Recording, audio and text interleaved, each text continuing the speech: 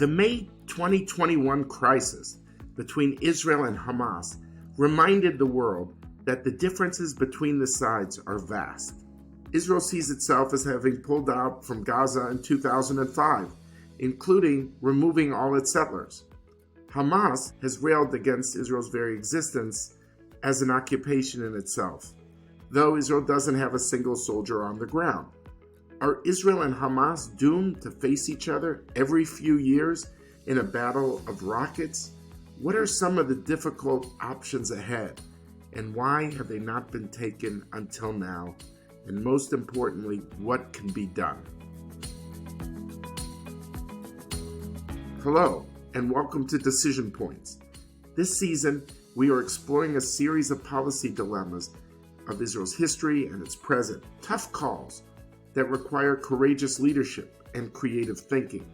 My name is David Makovsky, the Ziegler Distinguished Fellow and Director of the Project of Arab-Israel Relations at the Washington Institute, and I'm excited to go on this journey with you.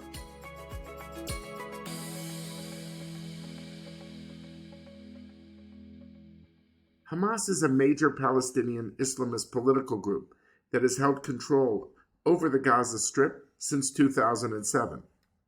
It is designated as a terrorist group by the U.S. State Department, by the European Union, and by Israel. After Hamas's success in the Palestinian Legislative Council elections of 2006, tensions sparked conflict between Hamas and the Palestinian Authority known as the PA, located both in the West Bank and Gaza. And ultimately, victorious Hamas established a rival government in Gaza, and the PA was thrown out. With gunfire, a takeover of Gaza by Hamas may be near. Hamas is demanding Fatah give up another security outpost. It's looking to complete its military victory in Gaza, splitting Palestinian territory in two. Islamic extremists controlling the coastal Gaza Strip and Western-backed Fatah ruling the West Bank. Hamas ended Fatah's 40-year domination of Palestinian politics last year. Since then, the coalition between Hamas and Fatah has been crumbling over who controls security forces.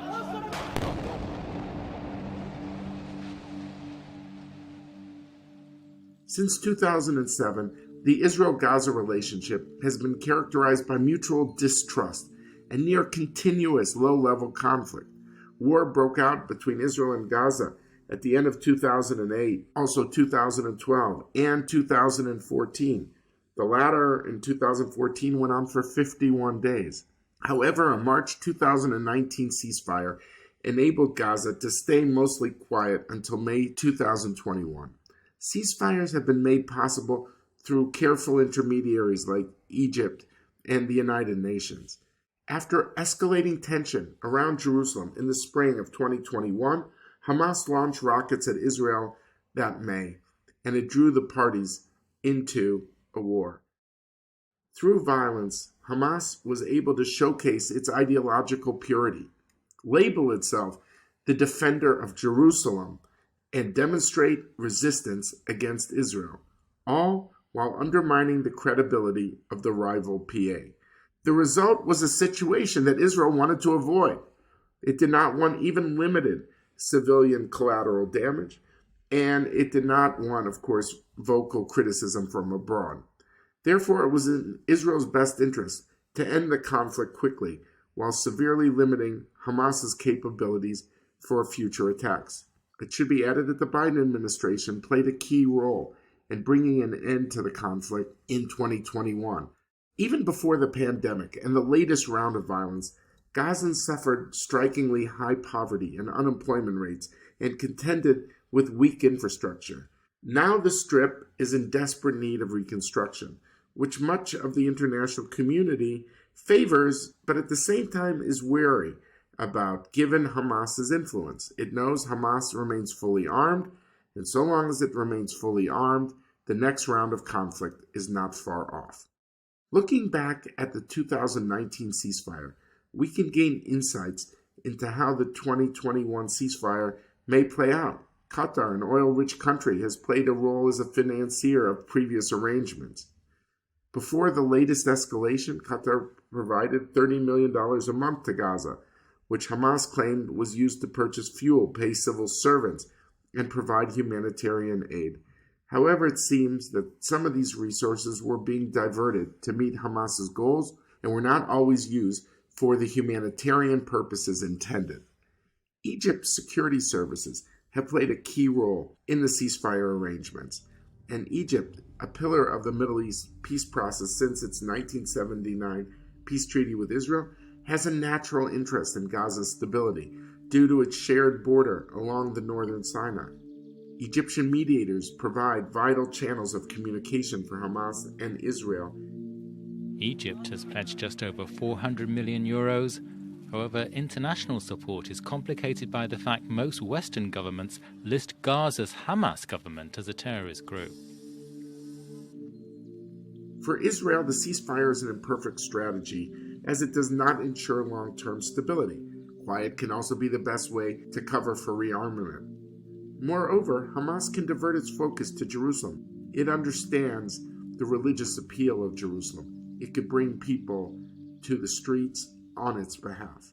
All sides admit quiet in Gaza has a benefit, but what are its costs? And what is the balance between both? Are there feasible alternatives if Hamas remains armed? And if structural change is not achieved, are the subsequent rounds of violence between Israel and Hamas inevitable? Are we doomed to repeat these spasms of violence every few years? To discuss this further, we are joined by three people: Nickolay Mladenov, Mike Herzog, and Karim Hagag. Nickolay Mladenov served as the UN Secretary General's Special Coordinator for the Middle East peace process between 2015 and 2020. He also served as Foreign Minister and Defense Minister of Bulgaria. Mike Herzog, a retired Brigadier General of the Israeli Defense Forces, the IDF, is an International Fellow at the Washington Institute. Over the last decade, General Herzog has held senior positions in the Office of Israel's Minister of Defense under 4 successive administrations. Karim Hagag is a career Egyptian diplomat with over 25 years of service in Egypt's diplomatic corps and is currently serving as a professor of practice at the School of Global Affairs and Public Policy at the American University of Cairo.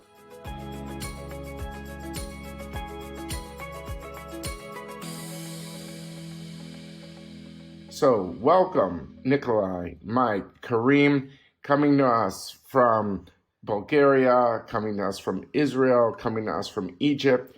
And thank you for all joining us as we discuss really the fallout of what happened with the Gaza crisis. We're recording this, a month after the Gaza crisis took place. And we're trying to understand from 3 experts how important is what happened.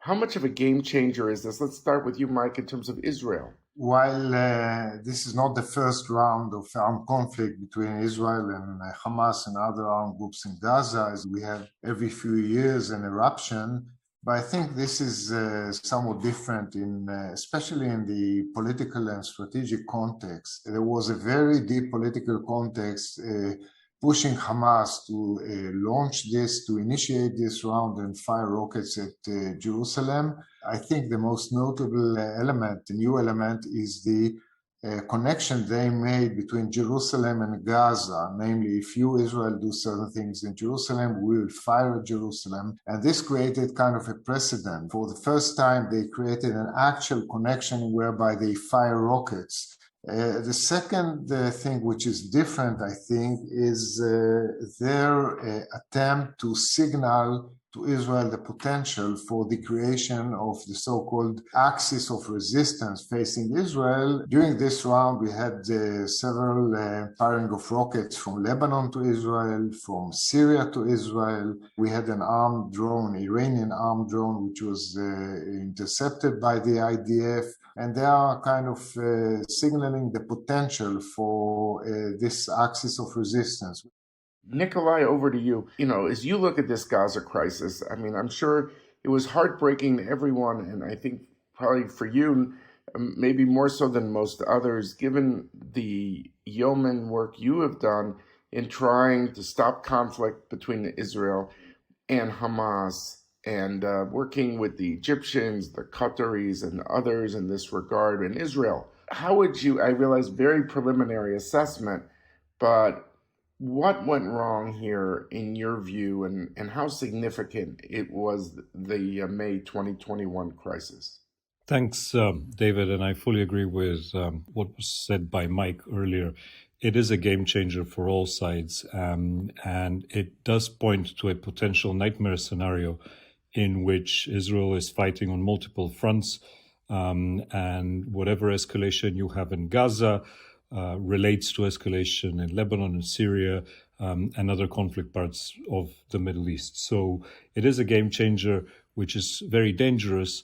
The previous arrangements that were in place until recently, until a few months before the current escalation, were based on three pillars. The first pillar was to reduce security incidents at the Gaza fence, and that was handled over time with very intense mediation between all sides. Secondly, it was focused on putting together an international UN-led system that controls projects that are implemented in Gaza. And through that system, Qatar contributed for fuel, other countries contributed for job creation, etc. And the international community was able to undertake these projects that helped the humanitarian situation in Gaza. And the third pillar was the idea that this period of calm would be used for addressing the long-term political and humanitarian issues that face both sides, including the issue of the Israeli missing soldiers and civilians. Now, what happened, I think, over the past few months that particularly went wrong were two things. One was the direct delivery of cash to Hamas, which went on for a number of months. And secondly, were loopholes in what was allowed to go in through the Salahuddin Gate on the border with Egypt. Now, we worked very hard to address these challenges on the ground and to make sure that all assistance is folded within the internationally agreed framework. But unfortunately, I think events over the last few months allowed the leadership of Hamas in Gaza to believe that they have the wiggle room, the political space with which to escalate. And the last element which really led them to believe that they have that room to gain popularity among Palestinians was the fact that Mahmoud Abbas cancelled the Palestinian election. Cancelling the election was a terrible blow to the body politic of the Palestinian people, and it really opened the floodgates to the escalation which later happened with Hamas firing rockets in Jerusalem.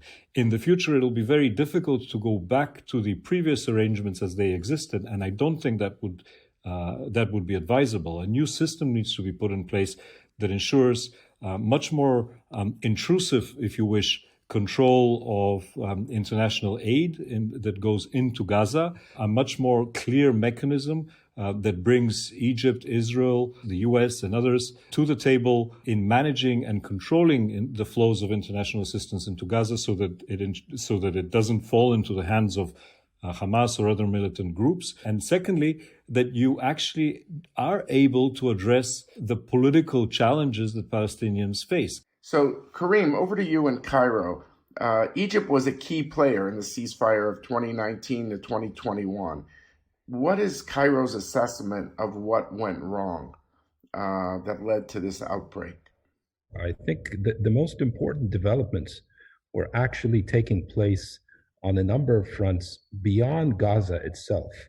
And in addition to the developments on the Jerusalem front with the proposed evictions of Palestinians in Sheikh Jarrah, you also had developments on the intra-Palestinian front with the cancellation of the elections, and also the perennial competition in Gaza between Hamas and the Palestinian Islamic Jihad, seeking to claim the mantle of resistance against Israel.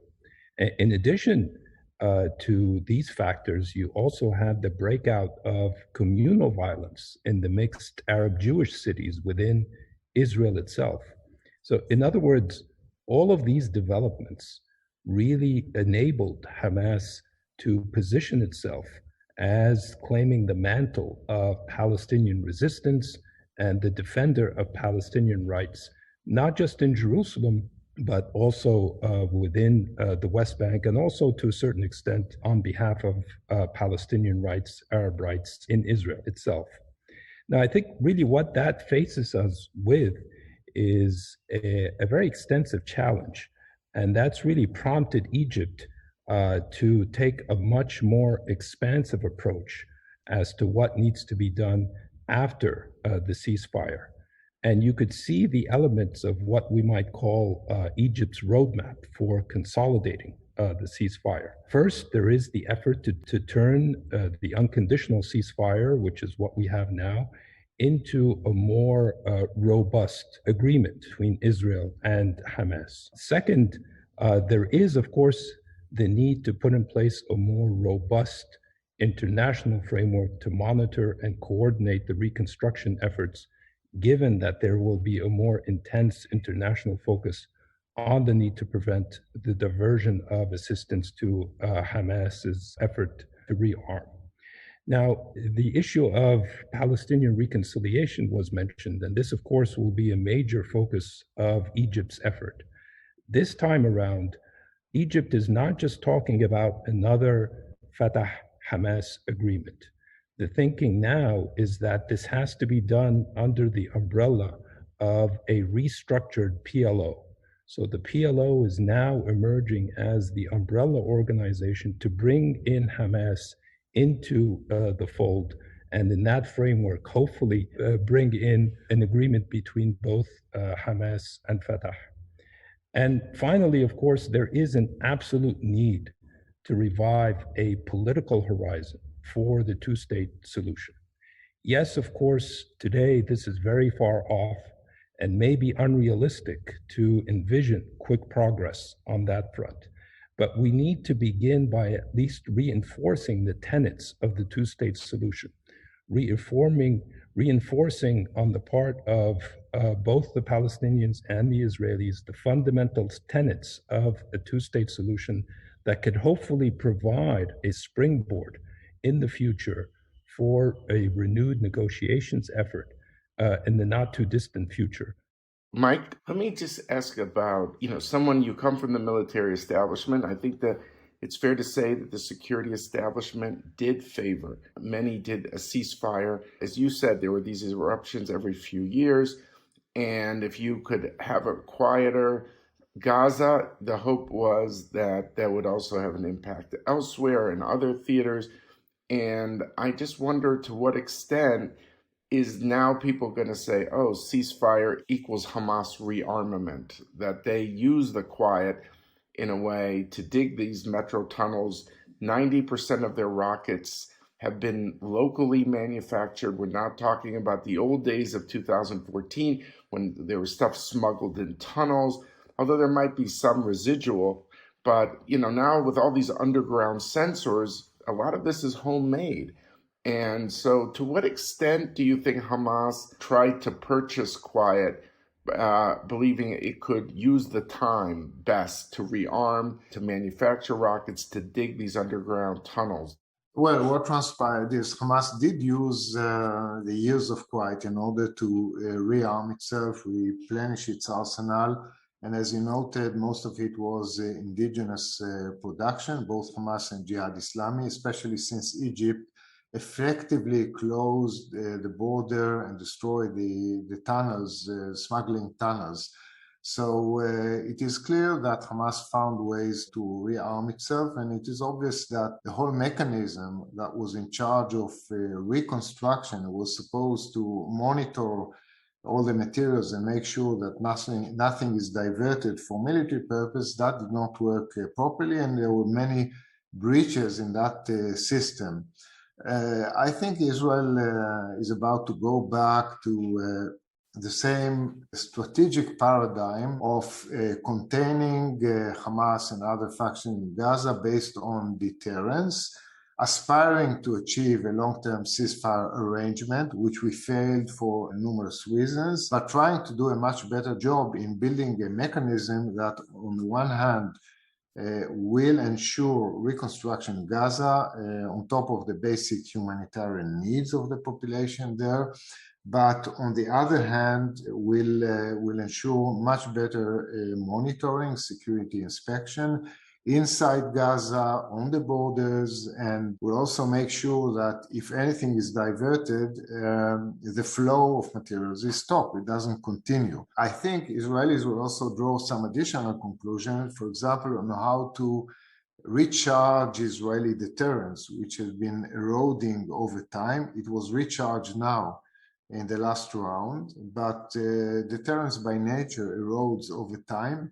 Israeli leaders already said, any rocket will be met by a very harsh response. It is easier said than done once things are quiet, but I assume you will see a harsher Israeli response for provocations, including incendiary balloons and rockets here and there. Plus, there is a debate in the Israeli system today whether we can adopt elements from what we call the campaign between the wars that Israel runs against Iranian armament in Syria to prevent building Syria as a military front facing Israel. There is a debate now in Israel whether we can adopt some of these elements. So if we have information about Hamas efforts to rearm itself, we can also use military means on top of inspection on the ground. Where does it go from here? I mean, I think we would all agree if there was a two-state solution, there would be a chance that Hamas could be under more pressure to make concessions within the Palestinian context, and you would see the West Bank and Gaza united in that regard. But there's also the fact that the real story, part of it is that in 4 rounds of fighting since 2008, nobody has wanted to reoccupy Gaza. Israel has not gone in 4 rounds on the ground. There was a moment in 2014 with tunnels, but very narrow and does not, because it's going to be very costly. And it seems that you have very difficult options. I mean, I was struck, Kareem, watching the YouTube of all the Egyptian heavy trucks going in, and I was wondering could this be the beginning of an Egyptian trusteeship of Gaza until things stabilize so we don't have these outbursts. And of course, Gaza is very important to Egypt, being that it's right perched next to the northern Sinai. So apart from the two-state solution that we all want, I'm trying to think, what are the options? Could some sort of international or Egyptian trusteeship be there until things have stabilized? Could you see, Secretary of State Blinken has made clear that he wants the PA to have a bigger role, the Palestinian Authority led by Abbas in the West Bank, that is the rival to Hamas in Gaza. Another option, could you have a long-term ceasefire with Gaza? Can this work? And, the final option is some sort of Palestinian reconciliation government as favored by former Palestinian Prime Minister Salam Fayyad, that would make the focus inward on Gaza reconstruction. So yes, a two-state solution might be the most effective, but I'm not sure we see it happening immediately. And Kareem, you said yourself it's unrealistic. So this season of the podcast is about tough calls, and there's no ideal solutions. But so what should be done with Gaza over time if the two-state solution doesn't materialize very soon? Kareem? So yes, these are tough calls.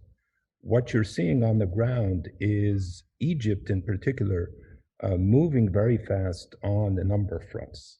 First of all, you've seen Egypt take a much more proactive position on the issue of Gaza reconstruction and humanitarian relief. Egypt pledged $500 million for Gaza reconstruction and immediately began to move in very large quantities of humanitarian relief into the Gaza Strip, with not even waiting for the modalities of an international mechanism to be in place for the humanitarian and reconstruction efforts in the Strip. You also see this week, Cairo will be hosting meetings of Palestinian factions to begin what will be a difficult conversation on Palestinian reconciliation under the umbrella of a restructured PLO as the framework for whatever political agreements or understandings are reached between Fatah and Hamas that will hopefully eventually provide a roadmap for the return of the PA to the Gaza Strip, that there's no doubt that will be a very difficult undertaking to pursue, but you do sense a certain determination on the part of Egypt to begin putting in place these building blocks. There is no military solution long term for the problem of Hamas and for the problem of Gaza. As was said, the fact that Israel has to periodically restore its deterrence against Hamas means that the military option, by definition, is unable to guarantee long-term stability.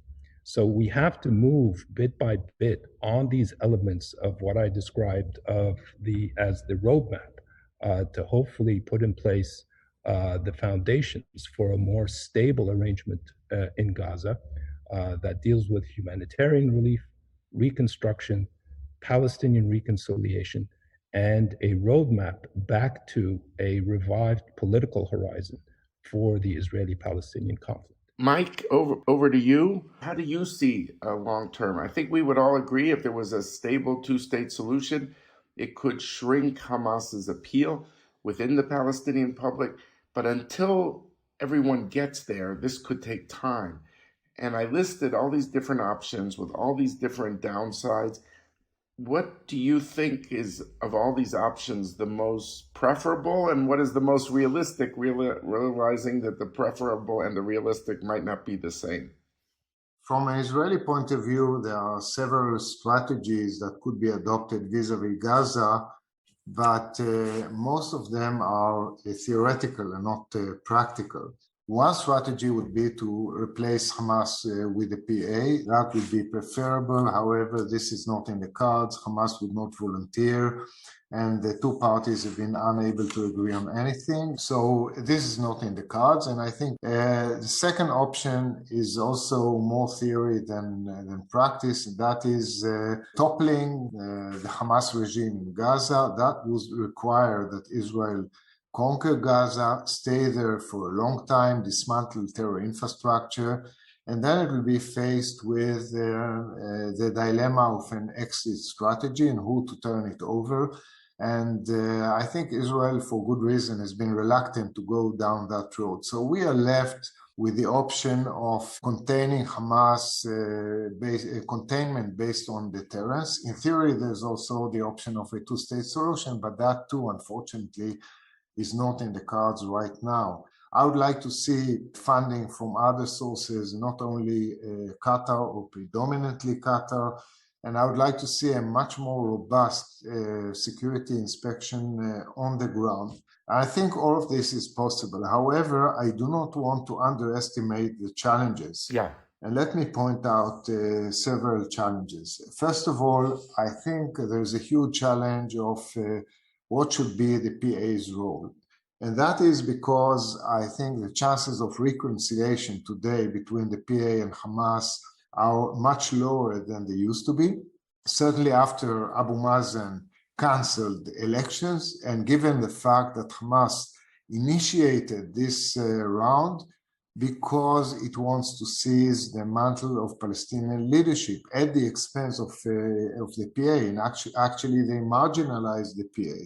And beyond that, I think that the PA is still reluctant to play a role on the ground in Gaza. They have not only always been a constructive actor when it comes to Gaza. Let me remind you that deterioration towards the ultimate eruption started in 2017 when the PA cut funding to Gaza by 25%. That started the escalation.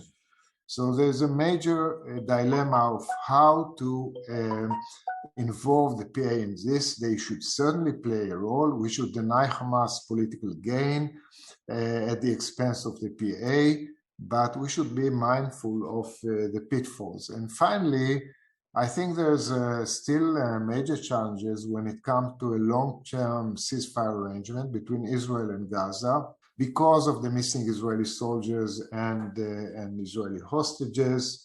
Don't forget that there's a new government in Israel, and they will need some time to, settle in office once they are sworn in.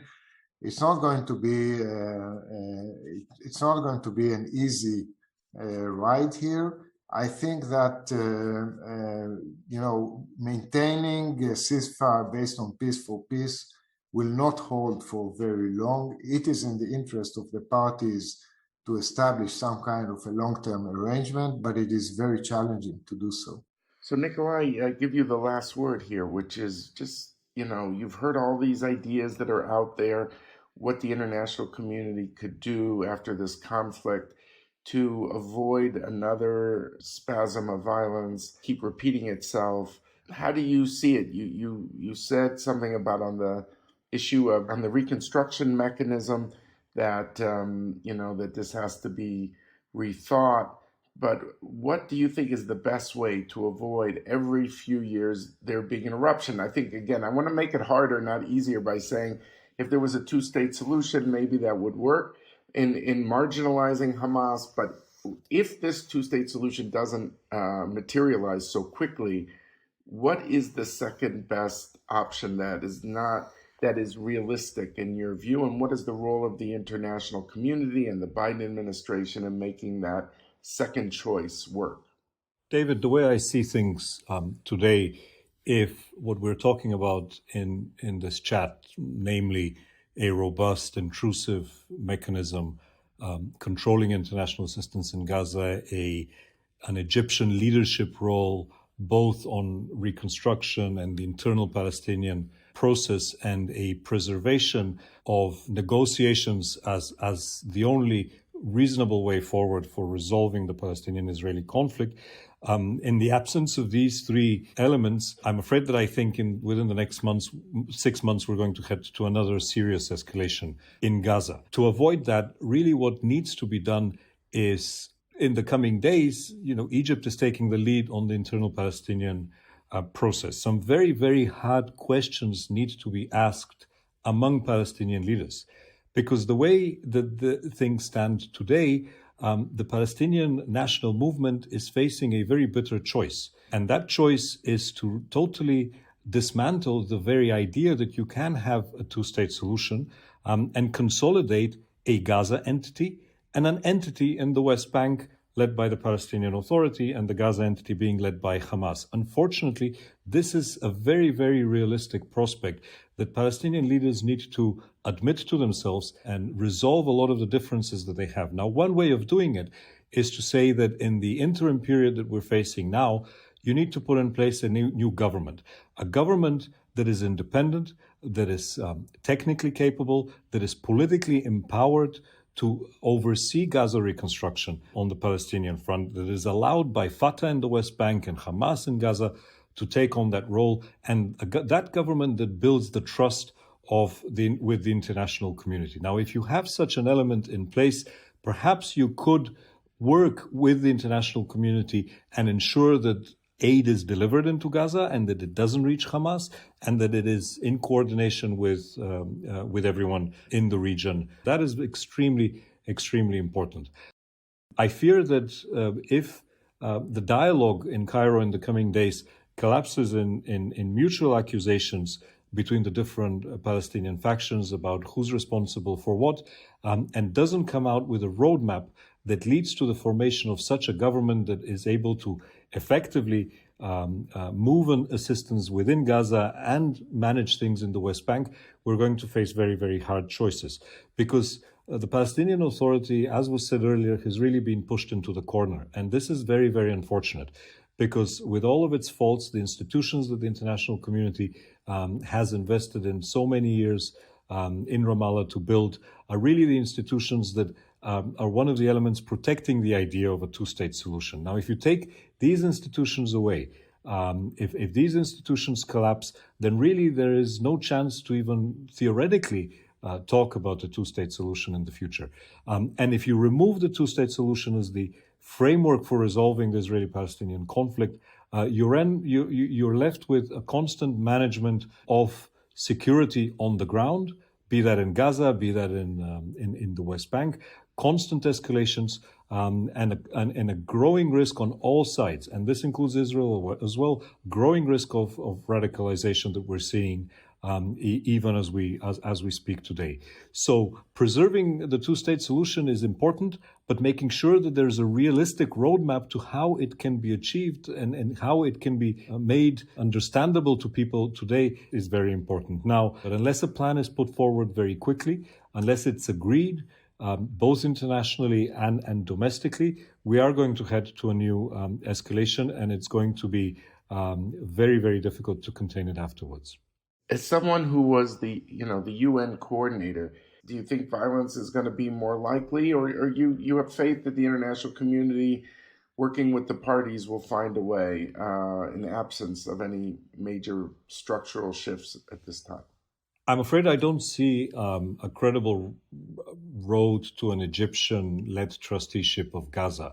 And I don't think that would really help, because the amount of investment, security, political effort that it would require would really go against the grind of what the main thrust of the Palestinian political narrative is, and that is the right for self-determination. What may be a sort of a middle ground in the absence of a government that is able to function both in Gaza and in the West Bank is perhaps to make sure that there's a temporary authority within Gaza that is separate from Hamas, that is trusted both by the people inside Gaza, by the internationals, by Ramallah, as an interim management entity to allow for reconstruction to take place and to allow for a slow return to a semblance of normality for the people of Gaza. But again, that is a very, very difficult task ahead. I don't also see a particular appetite within the UN Security Council to assign anyone, any single party, the trusteeship of Gaza, and that is unlikely to change in the future. So what we have to operate is the reality that we have today. Well, I want to thank you all for your time. I mean, our listeners have heard three of the most thoughtful perspectives that I think there is on this subject, coming from Mike Herzog in Israel, coming from Karim Hagag in Cairo, Nickolay Mladenov in Bulgaria, who's the UN envoy. I think this is one of those classic tough calls. If there was an easy solution to Gaza, it would have been done a long time ago. We've seen what is the cost of conflict, and now the question is there a pathway to a better future for both of these parties? So I just want to thank you all for joining us on Decision Points, and hope you join us again in the future.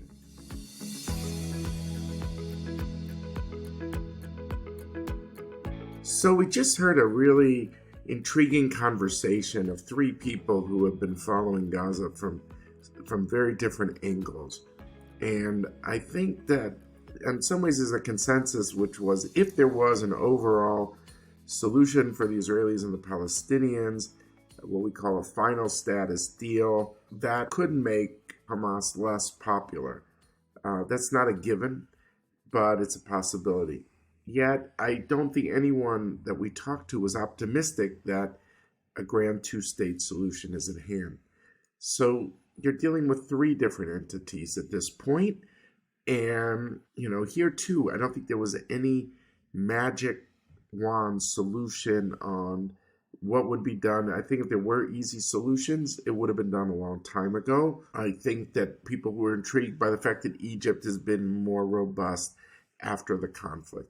You saw the United States, led by Secretary of State Blinken, focusing more on two states, and the President Abbas putting him at the center. But the question is so long as Hamas is there, so long nobody disarms Hamas, you're dealing with very difficult options. So can you improve what's known as the Gaza Reconstruction Mechanism, the GRM, to make sure that concrete and the like are not diverted? Can you do other things? Everyone would agree on humanitarian things. No one wants people to live in misery. That's a given. But how do you ensure that these rounds of conflict that have been going on every few years do not just repeat itself in an open-ended way? Gaza is going to remain a very tough call. where you're dealing not with always what everyone prefers, but on what is attainable, with the goal, again, dignity for all sides and security. This has proven to be elusive until now, and we'll see if it's any different in the future.